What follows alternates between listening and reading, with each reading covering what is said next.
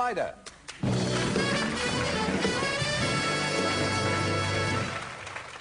Winona, that film was based in the modern day, or was it based in the 50s and 60s? The early 60s, 1962. Yeah. I just wondered, do you think young girls are that innocent as that character was these days? Do you think they go through that anymore, that kind of pain? Well, I certainly did. I think, to me, I never really considered it a period piece. It was just kind of a timeless story of teen angst, you know. I mean, I certainly went through all that stuff. Yeah. Yes, because Charlotte is the character. She's very inconsistent, isn't she? Yeah, that's what fascinated me about her, was that, you know, one minute she wanted to be a nun, and the next minute she wanted to have sex with somebody, and the next minute it was something else. And she felt bad about that, but she didn't, you know, that's what happens with teenagers, is they feel guilty for having completely normal feelings. So, you know. And for not living up to what their parents think they should be, and all the rest of it. Exactly. Did you ever want to be a nun? No. No. Me neither. So, where does Mermaids come into it? It's a charming movie. Well, why is it called Mermaids? I have no idea. Yeah. It sounds very symbolic, so I'm sure it means something, but I guess it's over my head. Yeah, but I mean, the little girl in that, your sister, your younger sister, would it be anything to do with the fact that she wants to be an Olympic swimmer, so she always wears a swimming cap. Wherever she goes, she wears a swimming cap. Right, right. Yeah. She's a character, isn't she? Yeah, wonderful. Yeah. Did you like working on that? I mean, never appear with children. You're no longer a child. I mean, they tend to steal the scenes a bit, don't they, little kids? Well, she didn't. She was like a real professional. It was her first movie, but she really handled it just like an adult would. She was very, very wise. It was a little bit scary how smart she was. Yeah. What about Cher? Oh, she was really amazing. She was really great and fun and helpful. Did she give you any advice on life? Well, sure. I mean, when I was making the movie, I guess I was 17, and I was going through a lot of my introduction to, like, my first bad press and my, you know, first weird stuff with the tabloids, and she, of course, had been through that her whole life, so she really helped me through some weird stuff that goes along with show business. She's been through some weird stuff herself, hasn't she? She certainly has, yeah. Now, what about that weird stuff? That was over Godfather 3 or something. Yeah. Tell us about that. What happened? Well, what actually happened was really simple. You know, I got sick, and I couldn't do the movie, which was, you know, devastating and terrible, and I felt really bad about it. But, of course, they didn't want to, they tried to make it really complicated, the press. They tried to make it sound like, you know, I don't know, there was millions of rumors flying around, but they just couldn't deal with that. It was a very simple reason. They just really... No, of course, yeah. It's a better story. Yes, exactly. If you were a teenager, fame has gone to your head, and you walked out on Francis Ford Coppola. Right, which wasn't the case at all. Not at all. Yeah. Of course, you're Johnny Depp, with whom you've made Scissorhands, which we haven't seen here, and he's your fiancé. Yes. I mean, do you get a lot of that with the big romance? Is the romance on and off, and can you be seen with other boys and all this kind of... Yeah, well, I mean, that stuff, you know, if you have a stable relationship, then it's not going to bother you. If you don't, then it probably will, and I feel pretty stable and secure. Do you think it's important to have a stable relationship when you're 19?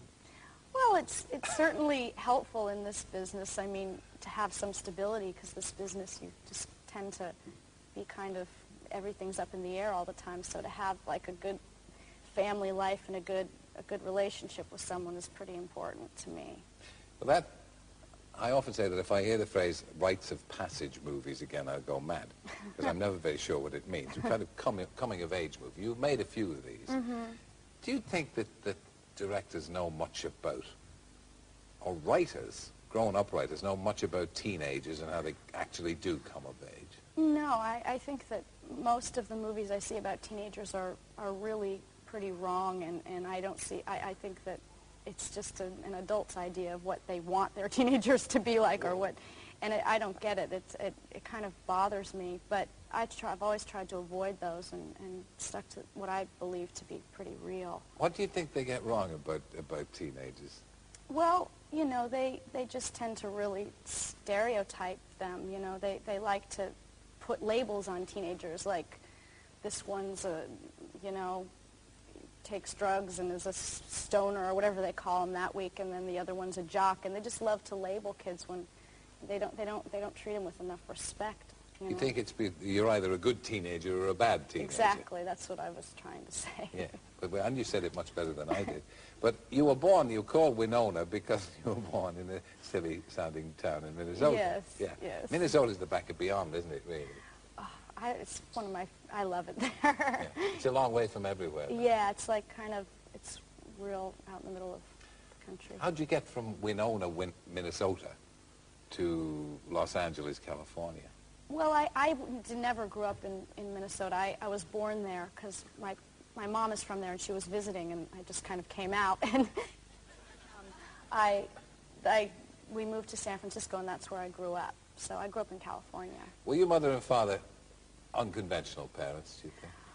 Well, not really. I mean, they've been called unconventional. It depends on what you mean by unconventional. They, of course, they were active in the 60s, so they got, labeled as hippies when really they weren't hippies. They were just kind of more on the intellectual side of the 60s than the other side. They weren't flower children? No, they weren't. They were, but of course people like to make it sound like they were. And I grew up in a household where we had, rules like everybody else, and it was pretty conventional, I would think, Were they just strict? had a little more.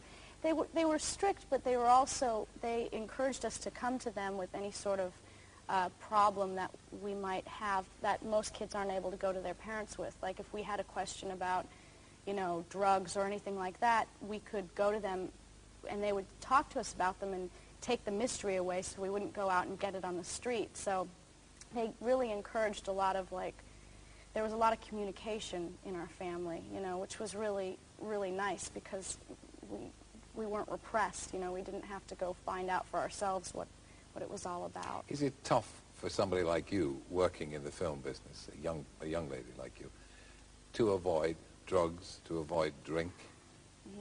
I'm just not interested in it. I mean, I can see how some people might turn to it, but it just doesn't. I'm too little. It affects me too much. I get too hungover if I do anything. So, it's not my thing. It's not my cup of tea. Do you think it's possible to preserve that kind of innocence working in the movie business? Is it not a very hard and ruthless business? Well, it is, but if you have it, I think it really all depends on how you were raised, and I was raised, I was really close to my parents, and they really, I had a stable upbringing, and that's why I feel like I'm pretty stable now, and I don't know. I can only really speak for myself. Now, you've got a stable relationship, you said. Does this mean that you're going to get married soon? When we have time, we will, but we would want to do it at a time when we don't have to go to work right away. We would want to be able to take like a nice long honeymoon and all that. So we're just waiting for the right time. Honeymoon in Minnesota? Maybe, yeah. Winona, thank you for joining us. Thank you.